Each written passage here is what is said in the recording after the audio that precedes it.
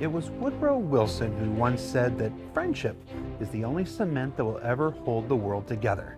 Now, much like the real world outside, life in the Star Citizen persistent universe is often made better through the efforts of our friends, whether that's protecting our backs while we mine for riches, helping us to find whatever POI we're looking for, or, as is more often in my case, just being there to witness the incredibly silly thing that I'm about to do. Playing with your friends or making it easier to discover new ones are essential elements to life in the verse. And that's why members of our USPU gameplay feature team have begun working to improve the experience of getting into games with your friends or allies.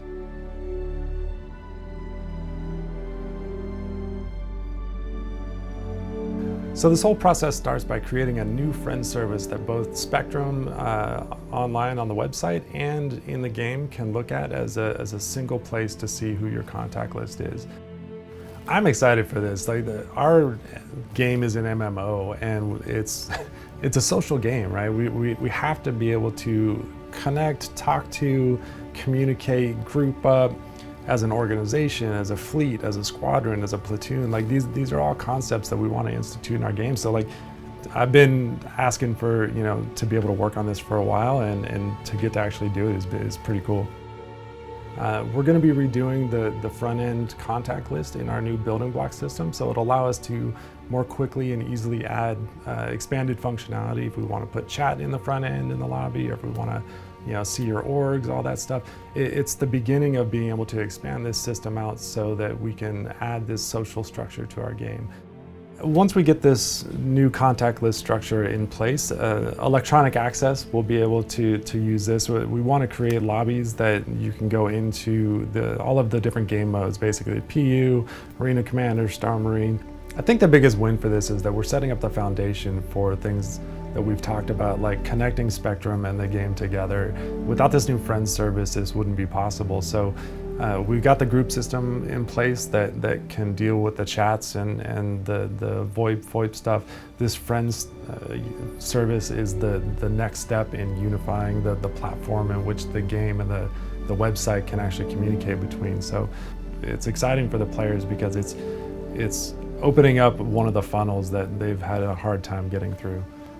There are many ways to make your way through the Star Citizen universe, but most of these fall into one of two basic categories: good or bad, right or wrong, or for those like me, simply legal and otherwise. For players that choose to pursue an agenda outside the laws of common society, the addition of prisons to the upcoming Alpha 3.9 are the first major step in adding the appropriate risks to yield the ultimately greater rewards for criminal activity down the line. So more than just a deterrent, they aim to provide an engaging gameplay experience all their own, and to bring forth a new flavor to life in the persistent universe. What we're trying to capture is the prison fantasy, because the things you can do in this game are so varied and detailed. We don't ever try and make arbitrary limits to players' experiences like gameplay. We let them do anything because there was just never that risk. You could have gotten away with murder. You do get away with murder now. We've got the longest list of crimes that I've seen in any game, and you can't really have crimes without some kind of punishment for those. We just needed the prison on the end of it to make that all make sense. What I've enjoyed about this process has been the whole design of it. It's one of the few places in the game that, because it's outside of the game and purposely outside of the game, it interacts with very few systems there. So I was able to kind of create a gameplay loop that's completely enclosed. When you wake up in your prison cell, you'll find that your global inventory has vanished. We've kind of hidden that. All you'll have is the clothes on you and the mining tool on you. And to get your global inventory back, you have to serve your sentence. You go in there with no merits, you earn your merits, you basically buy your freedom with the merits you've earned. Yeah, it's nice. It's a little bite-sized bit of a game within a game.